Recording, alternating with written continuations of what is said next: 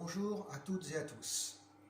Comme convenu, je fais une petite suite à la dernière vidéo.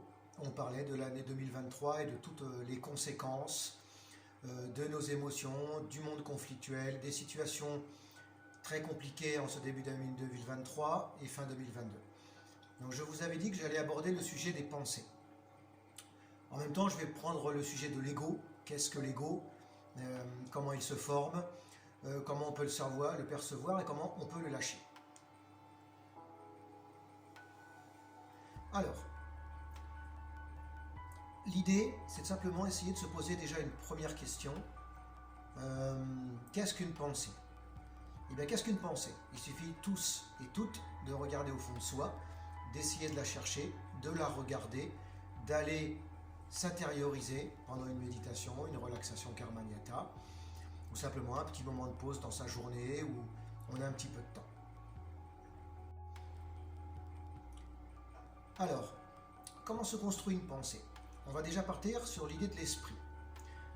L'esprit, la pensée ne font qu'un, vous êtes bien d'accord avec moi, c'est simplement quelque chose qui est en nous, qui s'élève, qui se meut et qui se traduit par réaction, par écho d'une situation extérieure, plaisante ou déplaisante. On est tous d'accord? On est là dans une situation agréable ou désagréable, quelqu'un nous dit quelque chose de positif ou quelque chose de négatif, spontanément en nous s'élève quelque chose. Je ne vais pas faire un cours sur l'anatomie de l'esprit. Je ne suis pas là pour essayer de vous expliquer la consistance, la réalité ou la non-réalité. Simplement, les faits. Quelqu'un nous dit quelque chose de positif, hop, tout de suite en nous s'élève un plaisir, quelque chose d'agréable. On nous complimente, on nous dit quelque chose de sympathique. Donc tout de suite s'élève en nous une réaction d'attachement, de désir. Ça, vous le comprenez toutes et tous. Si quelqu'un nous dit quelque chose de négatif, de désagréable ou critique, et bien de la même manière, quelque chose s'élève en nous, de cet esprit, on ne va pas le formaliser, on va simplement dire que c'est un état, quelque chose qui est stimulé, qui réagit au fond de nous à une situation extérieure. Donc, et si on nous dit quelque chose de négatif, et bien au contraire, c'est une crispation, une colère, un rejet. Après, il y a le troisième état de l'esprit où il y a une pensée, c'est l'ignorance. C'est-à-dire qu'on ignore, simplement, soit les faits, soit on ne regarde pas, soit on ne voit pas, autant quelque chose à l'extérieur qu'en nous. Et on réagit par une forme de bêtise, spontanément, voilà, on nous dit quelque chose d'une manière ou d'une autre, et on réagit sans aucune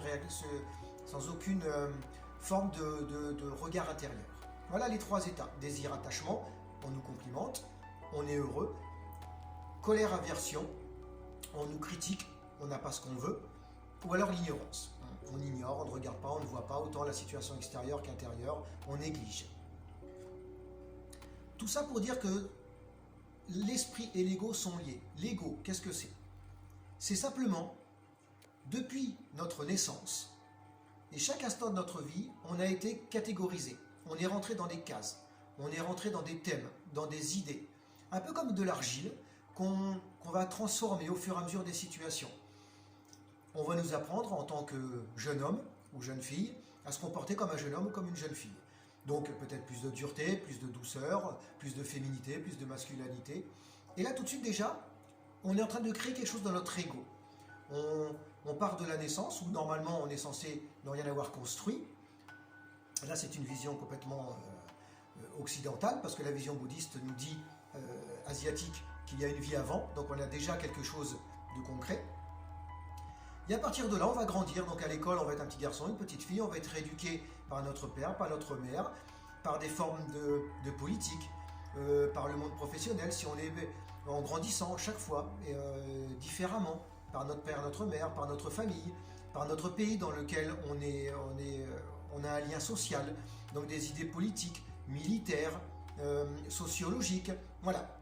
Donc là, tout simplement, et à chaque fois qu'on est imprégné par les idées de l'extérieur, et puis des fois, on se fait nous-mêmes des idées intérieures, donc on se donne des propres idées, bah non, mais moi je préfère être comme ça, je préfère être comme ça. Donc là, et tout ça, ça crée une espèce de personnage intérieur. Alors un personnage, ne considérez pas que le personnage, c'est un petit diable sur une épaule et un petit saint qui nous dit « Ah, c'est bien ce que tu fais », qui nous influence ou qui est mal ce que tu fais. C'est spontané, ça s'élève, on ne peut pas faire autrement. Donc qu'est-ce qu'on fait à partir de ce moment-là? Eh bien simplement, on est un petit peu comme dirigé, manipulé par des habitudes. C'est ça, depuis notre plus jeune enfance, on grandit à travers des idées préconçues du monde extérieur. À l'école aussi, on nous inflige des stéréotypes, des idées. Tu dois pas. La famille nous dit tu fais pas. On est plutôt d'un côté politique, on est plutôt d'un côté religion. On est un garçon, on est une fille, on a un métier avec des responsabilités, ou on a un petit métier où il y a le moins sens d'autorité, de responsabilité. Ou alors on n'a pas de métier. Et là, tout ça, ça influence aussi. Je suis reconnu par mon métier, je ne suis pas reconnu parce que je suis chômeur ou j'ai un métier qui est discrédité. Voilà, vous comprenez, on a aussi des formes de violence ou de gentillesse dans notre vie qui nous influencent. On est dans une famille qui nous protège superbement fort, ou une famille qui est beaucoup plus dure, qui nous ignore, qui nous rejette. Ben voilà, tout ça devient un personnage. Je pense que vous avez compris. C'est ça l'ego. L'ego, c'est juste une pensée qui s'élève à chaque situation par notre éducation, par notre monde social, familial, politique, religieux. Ce n'est que ça l'ego. Donc, c'est-à-dire que c'est juste quelque chose qui se meut comme un nuage.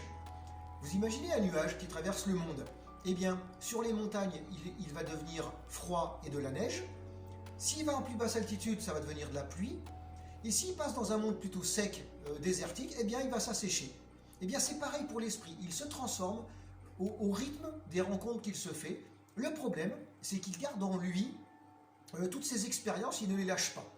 Et donc, maintenant, dès qu'on va être stimulé par un monde extérieur, eh bien, on réagira systématiquement de la même manière. Et là, c'est là qu'on agit, on parle par ignorance ou désir, attachement ou colère, parce qu'on n'a aucun contrôle sur cet état.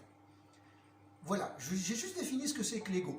Donc ce n'est pas non plus un personnage qui nous influence tout le temps. C'est simplement des habitudes, des changements, des transformations qui se font de jour en jour, de minute en minute. Et bien voilà, donc ça c'est l'ego. Et bien l'esprit, lui, il est dépendant de tout ça. Il a été enveloppé par cette façon égotique de travailler, de vivre. Et alors, qu'est-ce qu'on fait avec l'émotion? Parce que la pensée va s'élever, on ne pourra pas la contrôler parce qu'on n'a pas appris dans cette vie. L'émotion va s'élever par rapport à une gentillesse, par quelque chose d'agréable, ou quelque chose de négatif, ou d'inhabituel, ce qu'on appelle l'impermanence dans le monde bouddhiste. Je vous en ai parlé il y a 15 jours. Et bien tout ce qui va contrecarrer nos habitudes qu'on nous a inculquées dans cette vie, eh bien, va nous créer un déséquilibre et on va réagir spontanément. Par la colère, par le désir, j'aime, hop, je le prends vite, je n'aime pas, je n'en veux pas, je le rejette, ou alors j'ignore et puis je fais mon chemin. Autant dans l'esprit, on ignore ce qui se passe en nous, et du coup on dit des choses, on fait des choses sans les voir. Donc voilà, c'était juste pour le côté égo, c'était une petite vidéo pas trop longue par rapport à ça. On va juste rajouter un petit quelque chose, c'est qu'après, on peut le changer. C'est-à-dire qu'il suffit de se poser, de se mettre en méditation, en relaxation, ou dans un état de relâchement, une promenade dans la nature, un instrument de musique, du dessin, un art quelconque qui nous apaise, qui nous tranquillise. Et là, on regarde simplement ce qui se passe. On va voir ces mouvements d'esprit qui sont toujours là, puisque l'ego est à l'intérieur de soi. Et à chaque fois qu'elle va s'élever, pendant une relaxation, puisqu'on ouvre les portes sur l'intérieur, eh bien on va respirer, détourner le regard et laisser soit des bonnes odeurs, parce que des saisies de désir, attachement, ou alors des mauvaises odeurs, des mauvaises choses qui s'élèvent en nous qu'on n'a pas envie de voir, de colère et d'aversion. Eh bien quelqu'un qui se relâche, quelqu'un qui travaille sur lui, va simplement regarder chaque vague, les unes après les autres, et les laisser passer.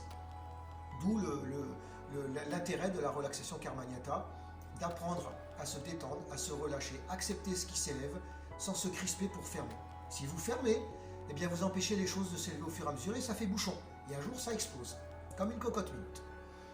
Voilà, c'était juste une petite vidéo de quelques minutes où j'avais décidé, je vous avais dit de qu'est-ce qu'une pensée ou l'ego. La pensée n'est que la réaction de l'ego aux choses. On parlera de la pensée la prochaine fois.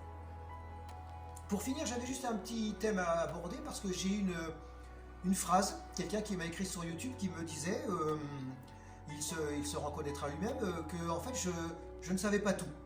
Donc j'ai accepté la critique avec plaisir. Bien sûr, j'espère ne pas avoir exagéré dans mon attitude en donnant l'impression que je savais tout, ce qui n'est pas du tout le cas. Je ne parle que du thème que j'ai expérimenté, la relaxation, la méditation.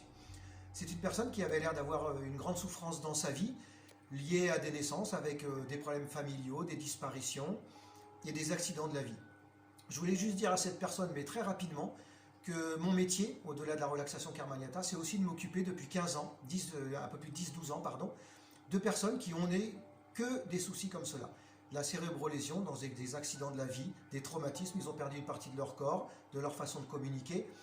Donc je peux comprendre cette personne qui, pour elle, peut-être que la relaxation Karmaniata, peut-être lui donner l'impression qu'on oublie tout, on traverse tout et puis ça suffit d'être heureux.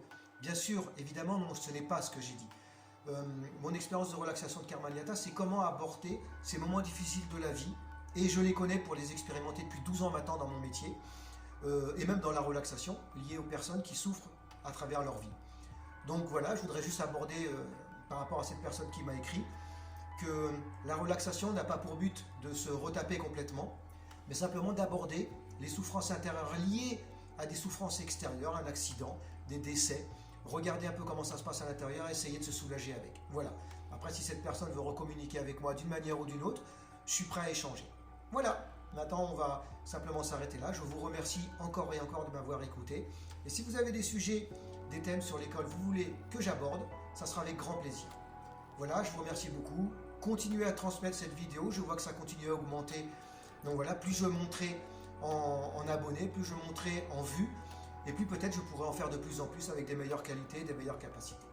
Voilà, je vous dis au revoir, à très bientôt, et je vous souhaite un bon début d'année malgré tout. À très bientôt, au revoir.